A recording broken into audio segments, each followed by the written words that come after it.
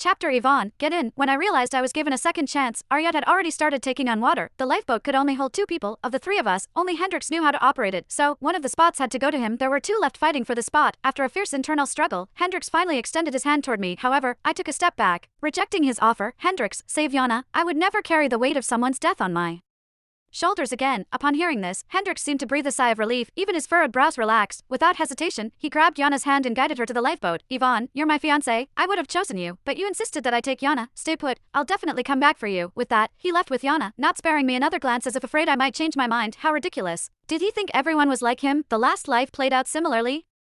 He took me away from the disaster zone first, leaving Yana all alone on the yacht. Even though we contacted the Coast Guard as soon as we returned, Yana had drowned. All they recovered was her lifeless body. At first, Hendrix did not show any emotions when he heard the news. He calmly handled Yana's funeral and gave her family a large sum of money for their loss. The only request he made was to bury her in a pristine gravesite, supposedly with the best care. Naturally, I did not object and even thoughtfully asked if he wanted to postpone the wedding. However, he refused immediately. I still remember how he held my hand and said, Yvonne, I'm definitely marrying you. It was not until later that I realized he was indeed determined to marry me. However, it was only so he could torment me, to make me atone for Yana's death for the rest of my life. What did her death have to do with me? As I watched them sail away, I immediately began thinking of ways to save myself. After all, I could not be sure if Hendrix would get help this time. In my previous life, it was because his beloved childhood friend was left behind that he rushed to get help as soon as we regained cell service. This time, his beloved was right by his side. Would he even remember me? Both times, the only person he ever truly wanted to save was his childhood sweetheart, Yana. I thought about it. They indeed had a great relationship. They grew up together, and no one could ever compare to the years she spent by his side. Even though he chose to save me, it was only because if he had saved Yana first, people would have criticized him for ignoring his fiancée. So, despite his love for Yana, he chose to rescue me. In the previous life, Hendrix deeply regretted that choice. Now, I had made that choice for him. He should be thanking me. Chapter It was not until their figures completely disappeared over the horizon that I quickly thought of ways to save myself. Although the yacht was taking on water,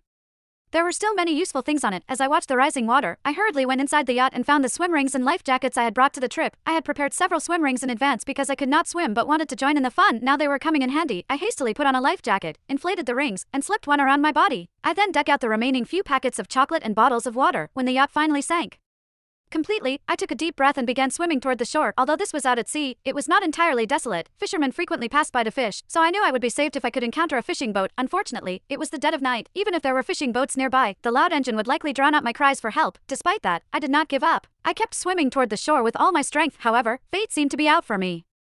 The clear sky from earlier was now filled with thick, dark clouds. It played out just like my previous life. Shortly after, a torrential downpour began, making the rescue effort even harder and ultimately leading to Yana's death. Unlike her, I was not about to give up. I swam even harder. After about an hour of swimming, I finally saw a yacht drifting ahead, swaying in the water. I quickly raised my hands and shouted toward the yacht, Help! Is anyone there? Please save me! Save me!